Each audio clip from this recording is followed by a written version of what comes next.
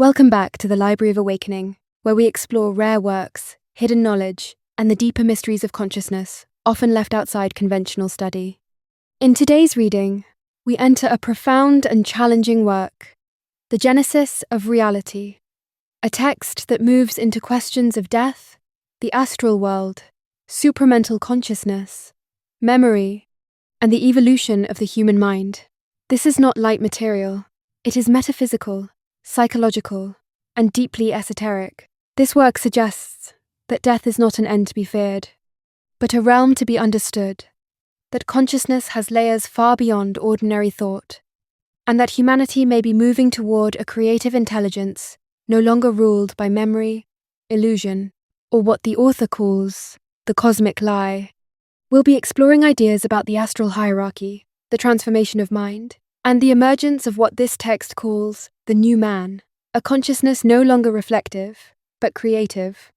As always, these readings are shared for educational and contemplative purposes, not to impose belief, but to explore ideas, symbolism, and ancient or hidden perspectives together.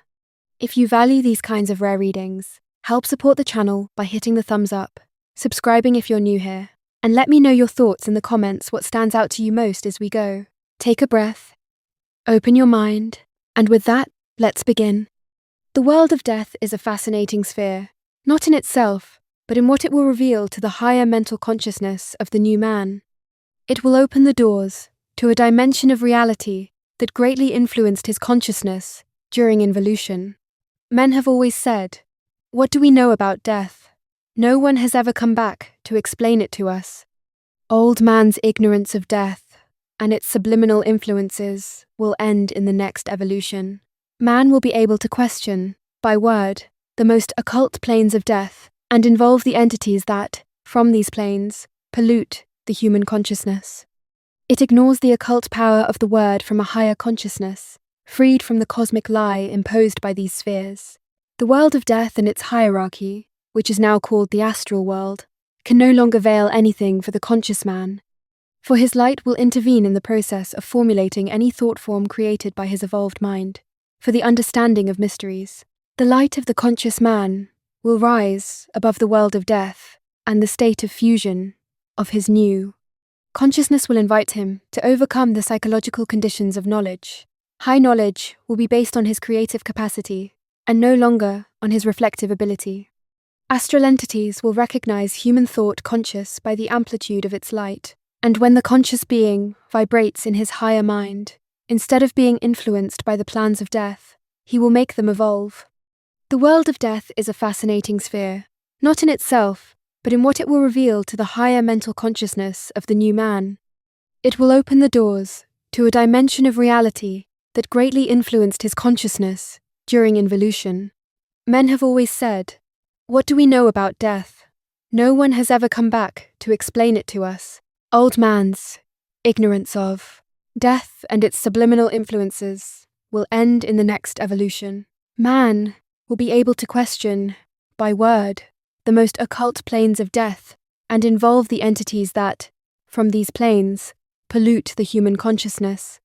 It ignores the occult power of the word from a higher consciousness, freed from the cosmic lie imposed by these spheres. The world of death and its hierarchy, which is now called the astral world, can no longer veil anything for the conscious man, for his light will intervene in the process of formulating any thought form created by his evolved mind for the understanding of mysteries.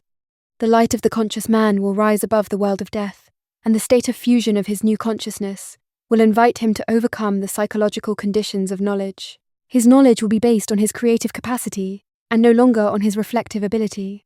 Astral entities will recognize human thought conscious by the amplitude of its light, and when the conscious being vibrates in his higher mind, instead of being influenced by the plans of death, he will make them evolve.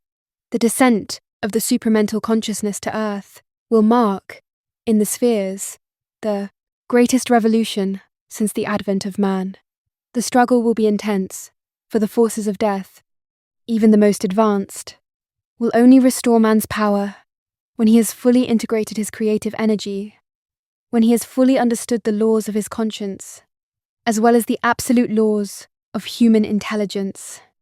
The entities that influence the mind of man are attached to it for reasons of consciousness conditioned by the memory of involution. Man will understand what memory means in the occult. He will see that it subtly retains him in a mental and emotional attitude towards the different facets of psychic life. He will realize that memory must serve him, and that, if it serves him, it must be made creative, because its functioning must not hinder the evolution of his pure intelligence.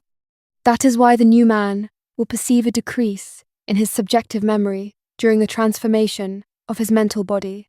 This decrease will only mark the natural and creative movement of the energy of his higher consciousness in his renewed and developed mind. The ego will find this new adjustment difficult at the beginning of the transformation. It will, however, only be a temporary period, followed by a new balance in the creative function of memory. The world of death, the plane closest to man's lower mental consciousness, will be removed from human consciousness according to the ability of the new man to deal with his mental energy or thoughts.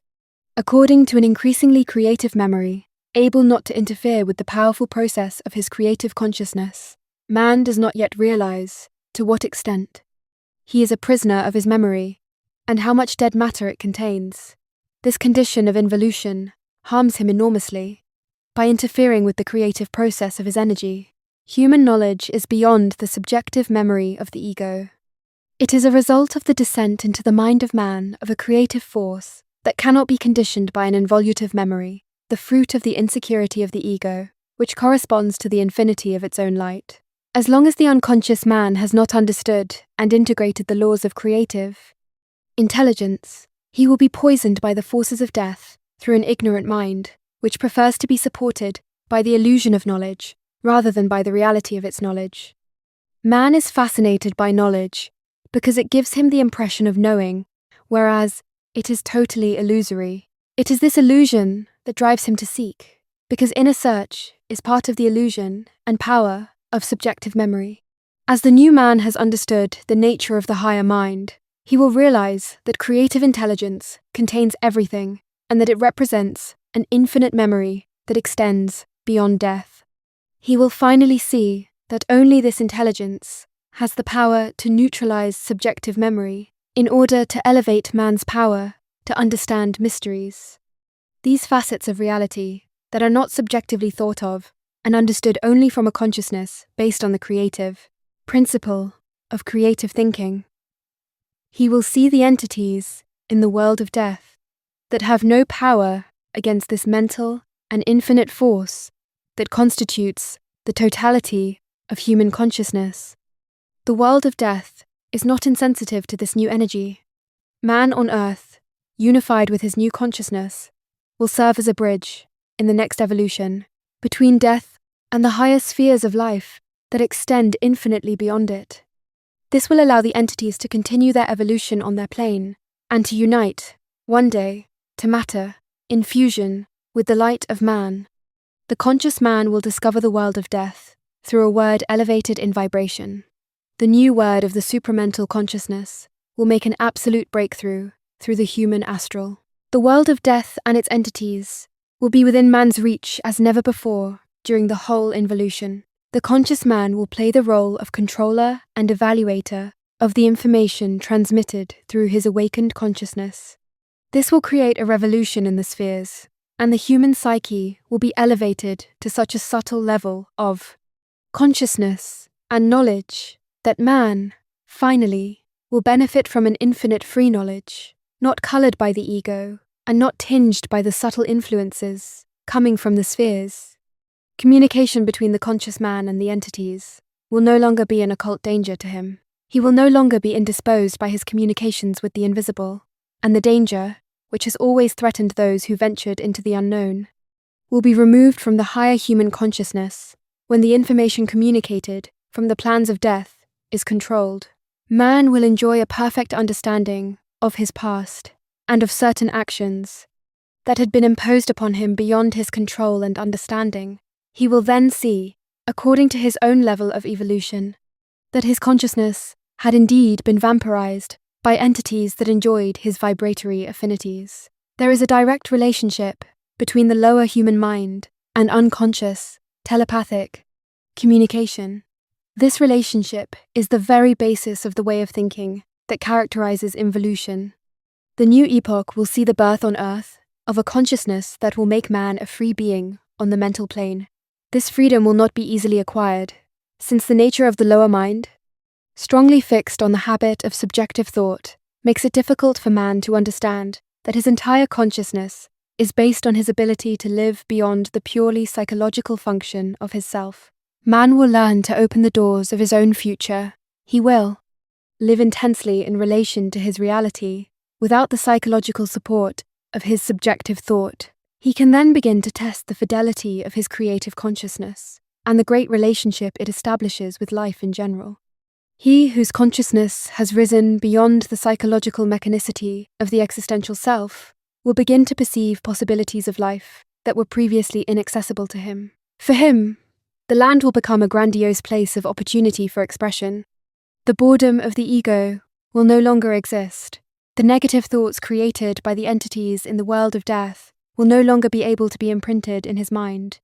For the vibratory rate of the latter will have been raised by the creative forces of the new supramental consciousness.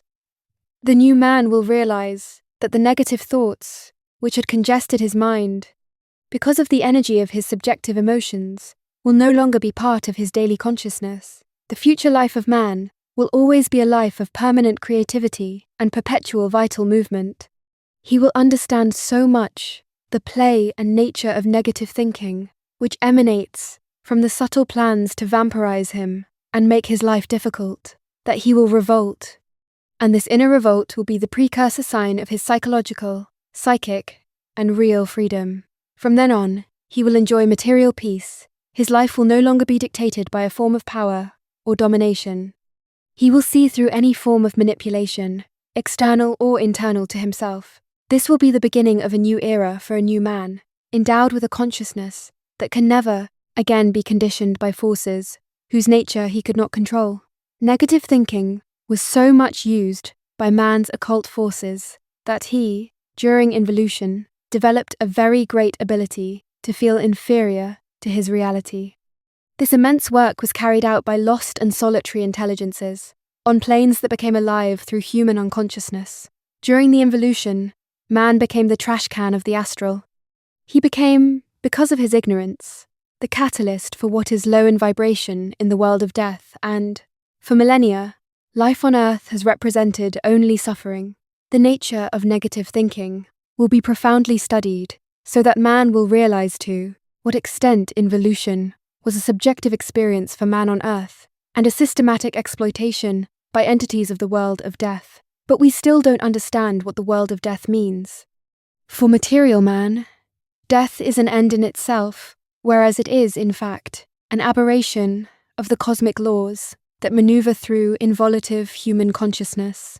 Death is a systemic devolution of energy caused by the lack of light in the mental body of man or species inferior to him. Death is not a natural phenomenon. The subjective thought of the unconscious man pushes him to accept death as a natural phenomenon. This is an extraordinary and accurate measure of the integral power of his planetary thought. The same goes for so-called positive and spiritual thinking. We believe that it serves us when it simply allows us to think in a way that prepares us well for death. The new man will experience a creative thought, a thought not colored by the higher spiritual spheres, but coming from the worlds of light, the very source of man's life on all levels of his reality. Negative thought was at the origin of wars, as much as positive and spiritual thought, because the latter gave rise to religious wars. Creative thinking cannot create war, this activity from the world of death, through the ignorant human mind. The englobing of man's mind goes beyond what he can imagine, for even man's imagination is under the control of the spheres. Imagination is used to fix in the human mind the cosmic lie, the most powerful tool of involution. What does world of death mean? Any conception of reality must include death and its consequences on human consciousness, ignoring the laws of the invisible. It is useless for man to try to understand his mental life if he does not understand the veiled consequences of his subjective thoughts that have their origin in planes below his integral reality. Just because man lives the illusion of free will does not mean that he is not subject to the domination of the occult forces in him. This is, moreover, the great game of life. This game was never understood. Death represents much more danger to the unconscious man than he can realize, since his karmic connection with this plan manifests itself even in his most secret thoughts. The study of death will mark the most absolute division between man and his experiential past. Future conscious men will no longer experience thoughts that betray any connection with planes inferior to their solar consciousness. There will come a time when human consciousness will open itself to planes of life whose knowledge will free man from his involutive contact with the world of souls, memories, astral manipulations. If the intelligence of the unconscious man is related to death beyond his consciousness, it is because his mind has not yet been awakened to the power of free and creative intelligence. But this awakening depends on a new foundation. The latter will allow man to study his personal relationship with an intelligence plan, which tends to challenge his own creative intelligence in order to delay his evolution and the development of a foolproof freedom of conscience. Men have always perceived death from a material point of view. Those who have seen death as another dimension of experience, capable of unconsciously influencing man, have endured this knowledge in a marginal way, under the burden of psychological loneliness. Even then, they were forced to suffer their own illusions because of occult knowledge related to a past whose memory had not yet been purified by a perfect science of the evolved mind. The new man is only now beginning to scratch the surface of this very vast world whose laws require that man be dominated in his ignorance, so that the occult power of the spheres may be used to consolidate the power of death over material life. Let man maintain a conscious, telepathic communication with the astral or the world of souls, and he will be made to recognize that death, as we understand it, does not exist. If it does not exist as we subjectively conceive it, it can only exist as we can describe it from a mind freed from its lies. When this study has been sufficiently advanced, man will discover that conscious life on Earth represents the greatest challenge that this immaterial world has ever known on the part of man. We have difficulty admitting what is not thought. We believe that it is through rational, spiritualized, or esoteric thought that we will obtain the answers we have been waiting for thousands of years. It is a very great illusion. The human mind must be stripped of its subjective memory and psychological mechanisms before it can challenge what has always been a great mystery to it. There are no mysteries. All this is just a subjective fantasy. Everything is known. Everything is known. Everything is knowable. Man's intelligence is evolving. It has not yet reached the level of mental maturity necessary to free him from the lower life forces that have manipulated him since his descent into matter. Man continues to continue his evolution within the framework of an experimental consciousness, which will be perfected to become perfectly autonomous. Autonomy in the new man will mean a condition of mental life, allowing him to trace his destiny to his will, instead of suffering it according to the laws of the soul. But, for the development of an intelligence superior to that of involution, man will have to recognize the activity of the forces of his lower consciousness. In short, to recognize that he is not alone in himself, and that other standards of living exercise domination over him. This difficult recognition will make the man in evolution of consciousness a superiorly intelligent being who will have understood the occult laws of life, and who will no longer let himself be surrounded in his mind by the forces of death working against his freedom in intelligence. Death is a space-time where the soul withdraws after its experience of the material body. As long as a soul has not completed its evolution, experience in matter allows it to perfect itself. But man believes that the dead are dead, as they become entities and continue to work on Earth through the lower mind of the unconscious man by blowing thoughts that are not always to his advantage. Man must have understood this before he can communicate objectively with his double. For telepathic communication can only be improved by the perfection of human intelligence. As long as the being has not raised his level of intelligence beyond the traps set against him by the astral, he will not be able to understand life, because it is full of these traps. This is why the involutive man knows an experimental and non-creative consciousness. During his life, man perceives a large number of thoughts with which he cannot identify, because they do not necessarily come from his source. Destructive, negative thoughts do not come from the light of man.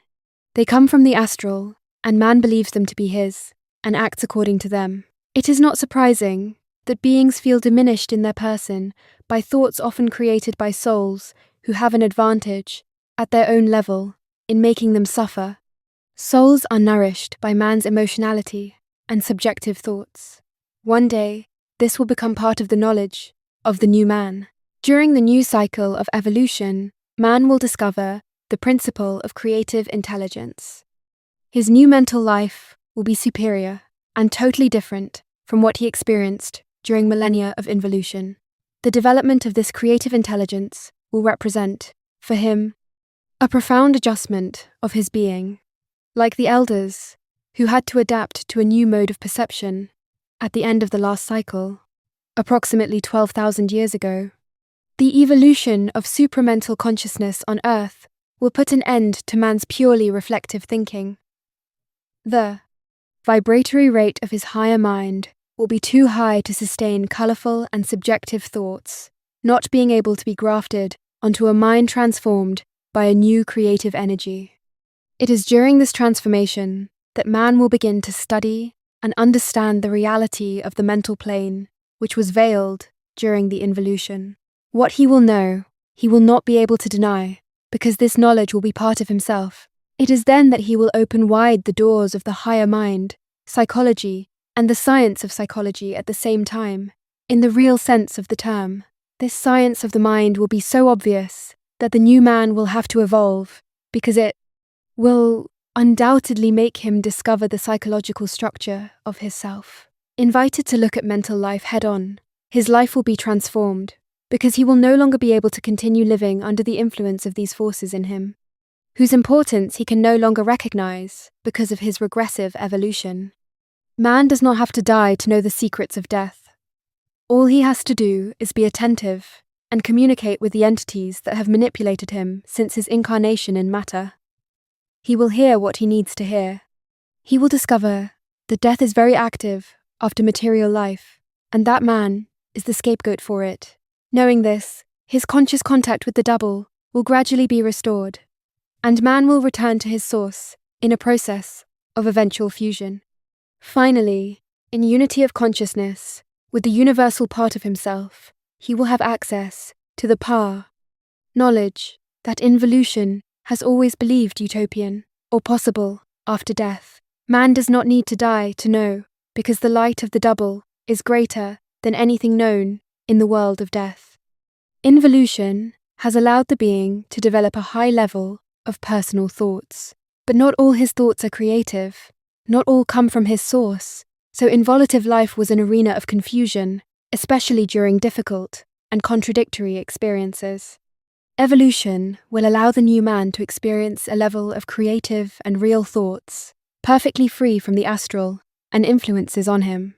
He will be, beyond involution, an indomitable being without mental subjectivity. The purification of his mind will have made him a real being in the deepest sense of the word. The universe is too vast for man to continue indefinitely, to live under the illusion of a free will, whose function is to temporarily replace his non-existent freedom. This freedom of the mind will come with a new consciousness, and the price for obtaining it will be great, because the psychic forces in him do not want to lose control of the evolution of his experience. He will understand that life is multidimensional, and that its greatness is in accordance with his consciousness. He will have no limits in knowledge if he lives according to his reality, because his reality knows everything. In the beginning, the science of the higher mind and life will be a cult for man. He will face new ideas that are foreign to his involutive consciousness. In time, the novelty will disappear. He will integrate his new consciousness, as did the man of the previous cycle. It will be second nature. It is absolutely revolting that human beings today are not in a position to know perfectly their lives, their conscience, their state of mind, the laws of their mind, and their intelligence. But it is also conceivable to think that the new man, tomorrow, will discover that the mysteries of life no longer exist, when his source can explain them clearly and clearly. He will first have to become aware of the limitation of his subjective, intellectualized thoughts. The activity of souls after death must be an integral part of his knowledge, before the doors of his men. Universal consciousness, without psychological limits, are opened within him. This implies that he becomes aware of the forces by limiting him psychologically through the ego. He will have to recognize that any concept of an authority in the field of inner knowledge is an illusion in itself, especially when it speculates on the invisible. Man alone, by his universal consciousness, will be able to deal authoritatively, and for himself only, with things of the invisible. He will no longer be able to naively believe anyone. He can only confirm what he knows, and what others, such as himself, know, from their own universal source. But as long as human intelligence is conditioned by death, the being will remain inferior to him, and will not be able to live his consciousness totally, because a part of himself will be possessed by astralized thoughts. The elders communicated with the world of death, but could not recognize that it was a world of lies, because their mental consciousness was not sufficiently developed to understand the real nature of this plan and its consequences on involution. They believed what was dictated to them. For this plane represented for them the ultimate point of deliverance and freedom, whereas in fact the plane of death is a transitional plane until man merges with the double to pass from the astral plane of death to the etheric plane of immortal life. The new man, in his higher consciousness, will confront death with the perfect word, and the latter will bend before him and his knowledge. Death will be, for the first time since involution, forced to admit what the new man will know by his fusion, and this will mark end of the absolute power of the astral on earth. The evolution of the higher mind will seal man's first victory over the astral, and the unconsciousness that results from it. The consciousness and evolution of supramental psychology will reveal the nature of the human self. This will mark the first step in the evolution of the science of man, which will reverse the impression of his personality. The world of death is an active dimension of intelligent life through the unconscious human mind. Man does not live perfectly by his light, and the proof is obvious since his entire civilization is in the process of disintegration. But the colorful point of view of human consciousness is so powerful and effective on the personality of man that he no longer has a clear and sharp vision of his life in particular, or of life in general. The consciousness of his self has been altered, counterfeited to such an extent that he is no longer capable of a real identity. His life is only the constant product of influences, and a total failure in the face of its reality. It is not surprising that he withdraws to external authority, to take some of the deep balance he lacks. In doing so, he loses even more contact with his reality. The future science of the higher mind will expose all the facets of unconscious life. Man must know everything to understand everything. New life will be built on an irreversible mental foundation. The new life cycle on this planet will no longer be the same as what men have known in the past, because the foundation of human knowledge will reverse the polarity of its knowledge. It will no longer be a question of the new man believing, for death uses the unconscious belief of his ignorant self. He'll have to know. Once this principle is integrated, his consciousness will naturally transform itself, for what is born of knowledge is not born of the intellect or of the lower mind, but of the fusion of man with his double, his light, his source. The cosmic laws of evolution go beyond the primitive imagination of modern and ancient man. There is more science in the invisible than man can ever know in matter, because everything comes from the invisible. The invisible is the foundation of the world, not simply a spiritual subjection that the undead will discover soon after a certain death. The new man will realize and understand that death has always been an active standard of living through men. Mediums have proven this in the past, but have not understood it in its essence. Death will be demystified by supramental consciousness. and man will be free from it. But, as long as it is part of his unconscious, he will be a prisoner of it, because his power on earth is greater than that of life. It is only during evolution that this condition will change, that life will take its place in man's experience, and that man will be amazed by his cosmic and universal nature. The new man will understand death and the link between the lower mental plane and the astral, the place where the memories of life, recorded in a dimension of time called death, are preserved. Death is not in reality an empty dimension of life. On the contrary, it is a world full of life, at a level that greatly exceeds the understanding of the involutive man, for the latter's perceptual apparatus is limited to his subtle senses. As a world of life and memory, death continues to exert a great influence on the unconscious being. It is responsible for the quality, life, in the involutive man, maintaining a living and unconscious link with it. The supramental consciousness will break the unconscious link between death and life, and the new man, to reach this final state of involution, will have to understand the laws of the spirit beyond death and the lower plane of the unconscious ego. The spirit of man inhabits matter and the immaterial, but his consciousness on the material level differs from his consciousness on the astral level. Indeed, on the level of death, the spirit is governed by laws that man does not understand, but to which he absolutely obeys, to the same extent that man, on the material level, is governed by laws of gravity, laws of biology and genetics, to which he absolutely obeys. The dead, for reasons of power, do not want to reveal to the unconscious man the laws of their world. Entities know that, once man is conscious, he becomes independent of their manipulation, so that they lose their power over him. This generates in the dead a very great insecurity, similar to that which man would experience if he lost control over the animal or planetary world, from which he draws the food necessary for his own survival. The universe is organized in such a way that the higher planes dominate the lower planes, as long as the latter have not reached a sufficient level of consciousness to free themselves from the domination of the higher forces. Thus the universe evolves at all levels. The prioritization of energy and power is part of the experience of the lower spheres of evolution and the higher power of those who dominate them.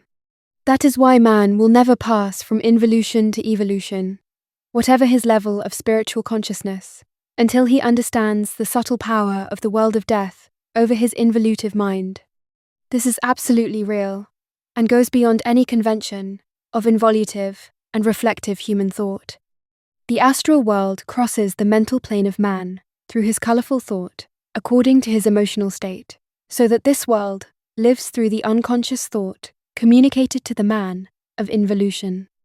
On the material level, he believes that his thought and his free will form one and the same piece, while unconscious human thought derives from the subtle movement of certain energies emanating from the astral plane.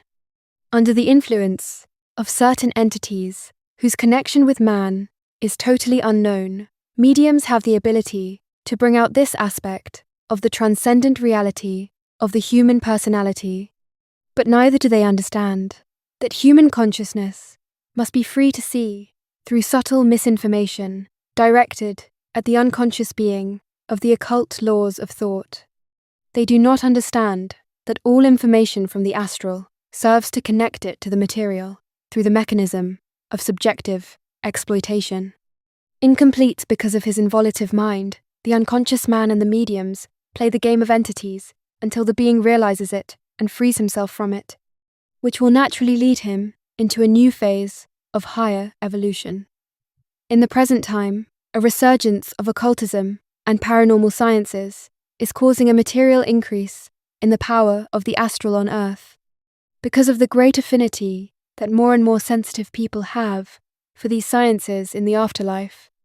There is still a danger, however, because not only must man become aware of these plans, but he must also become absolutely free to do so in order to enjoy his own reality.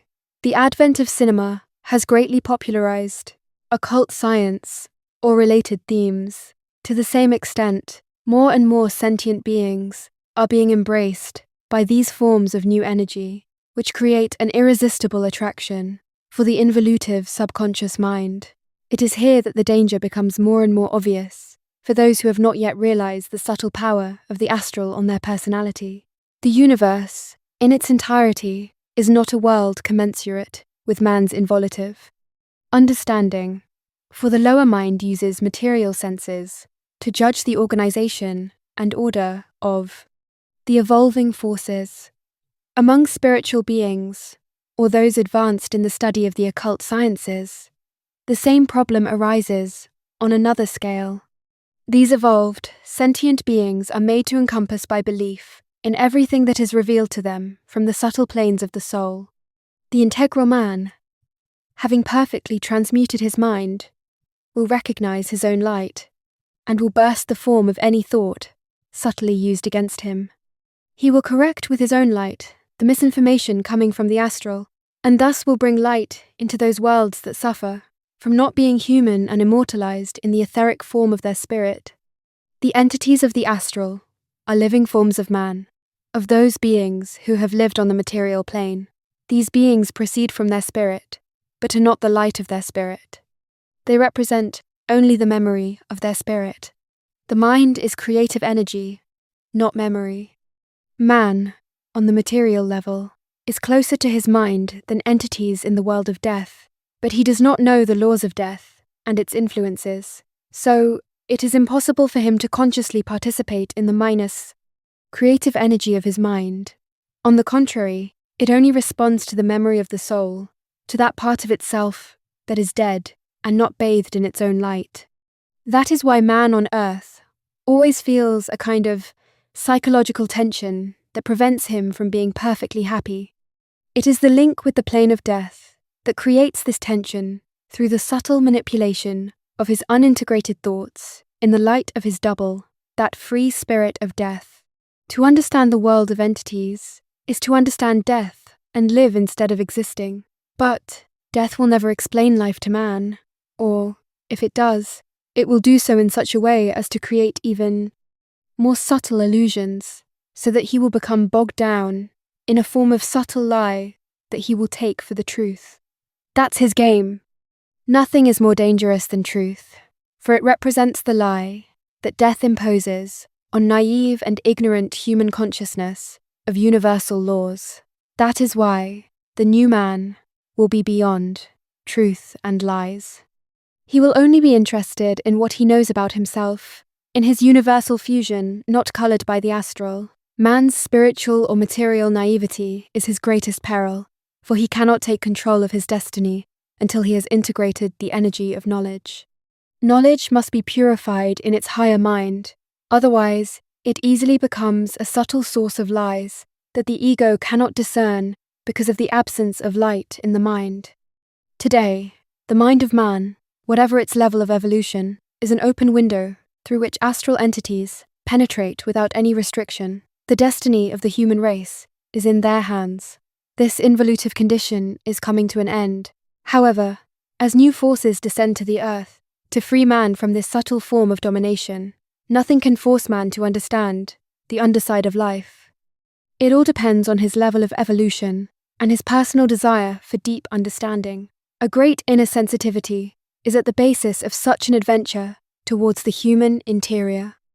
Admitting what has never been admitted is not an easy task, since people tend to base their opinions on those of others in order to feel more secure, even if such security is distorted by humanity's fundamental ignorance.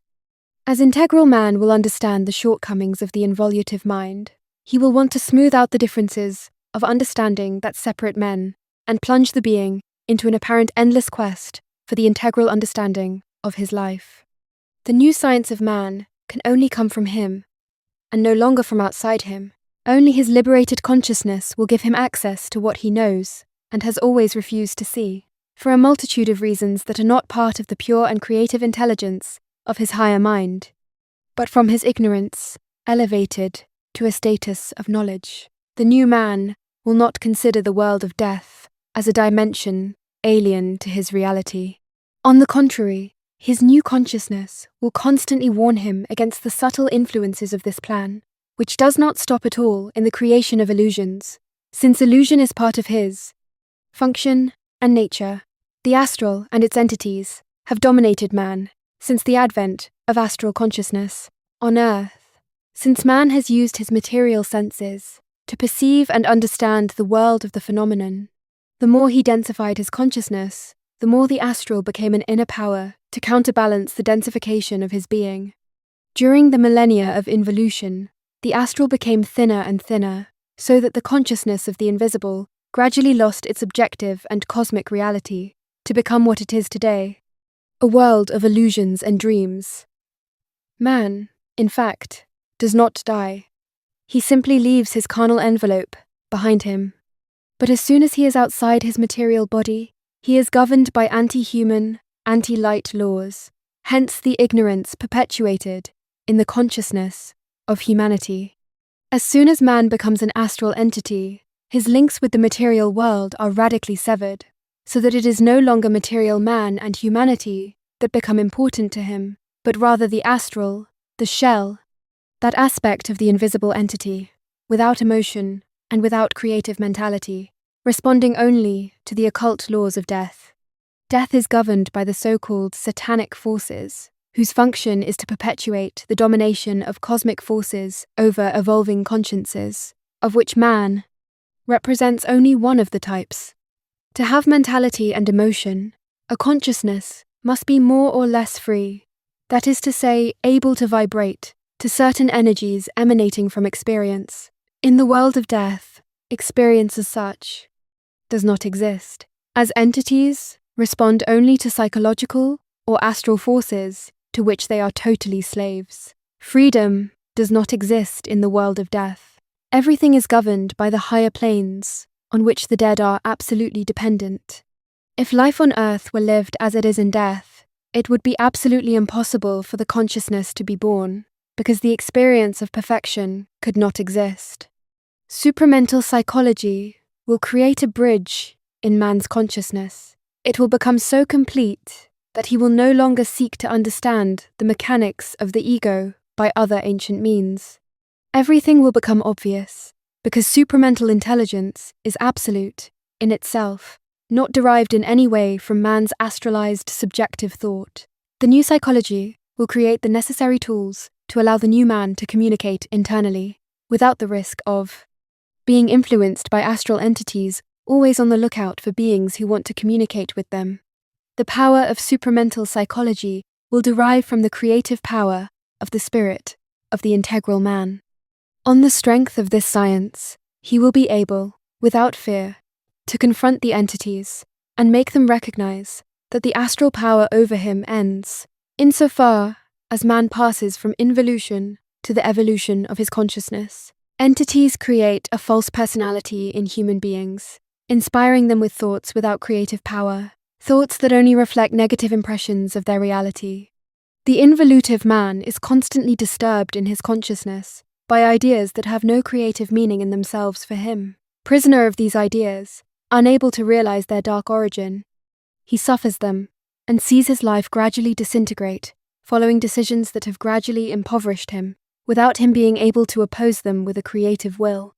This existential condition is very heavy with consequences, because man gradually becomes a slave to these more or less dead ideas, which do not serve him, but serve the plane of these astral forces in him. When these forces succeed in destroying the already delicate fabric of the unconscious ego, they easily push the being towards depression, suicide, death, and life, on the other side, starts again. With the advent of science and psychology, the involutive man is no longer what he was. He wants to understand, to know. The day will come when science and psychology will make a great breakthrough in the occult field of life through the science of the mind. Science has accused religion of superstition, and religion has judged materialistic science. And yet, the two sisters of knowledge will have to discover their own limits. One will admit that reality goes beyond what the tools of matter demonstrate, and the other will discover that spirituality goes beyond the dominating mysteries. The mind of man is beyond science and religion. It is a creative force, and the two sisters of involutive knowledge will, in the course of evolution, be brought to an integral transformation of their doctrine. For man to pass from involution to evolution, for the ego and spirit to melt into a cosmic and planetary reality of creative life, the final struggle must be on the astral plane of consciousness. It is on this level that knowledge is colored, and that man loses consciousness of his entire identity. Supramental consciousness will bring about great and profound changes in the life of man, for the involutive ego cannot astralize this science, resulting from the light of man and his fusion with his double. The astral entities see the future of humanity.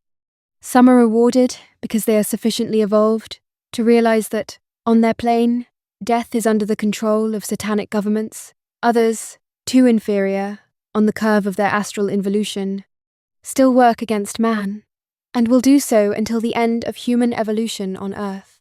By that time, man will have progressed so much that he will no longer need his material vehicle to evolve on the etheric material planes of the Earth and those of the universe.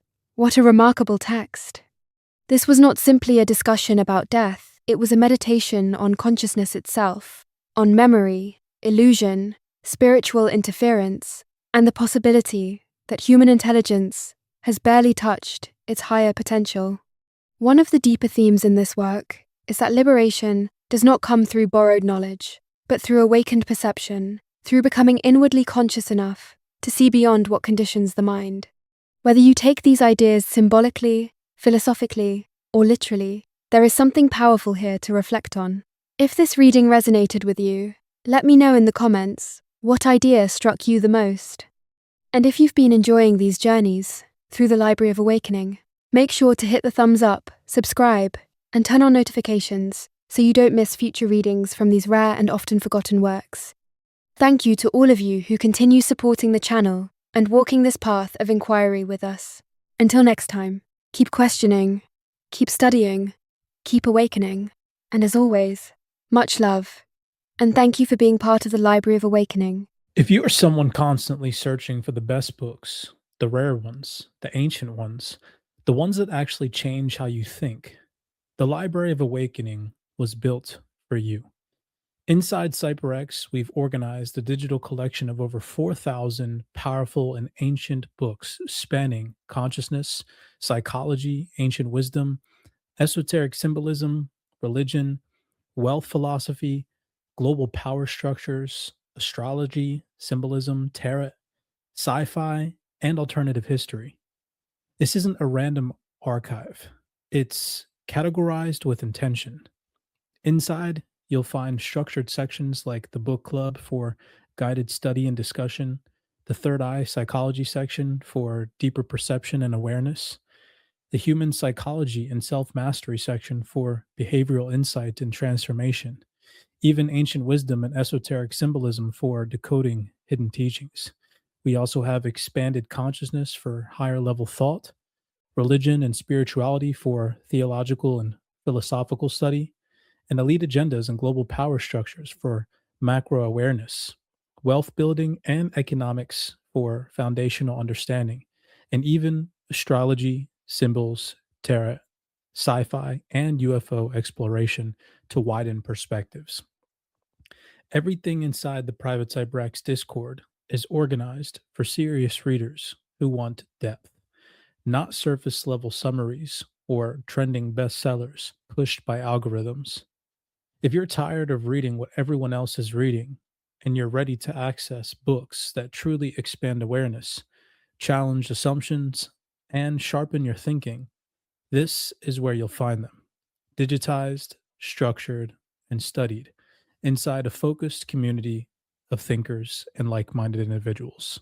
So, head over to cyberxtrading.com, try out the CyberX Discord for a month, and unlock the Library of Awakening. Dive into the collection, find the books that you've been searching for, and maybe even some ones you didn't even know existed. Welcome to the journey.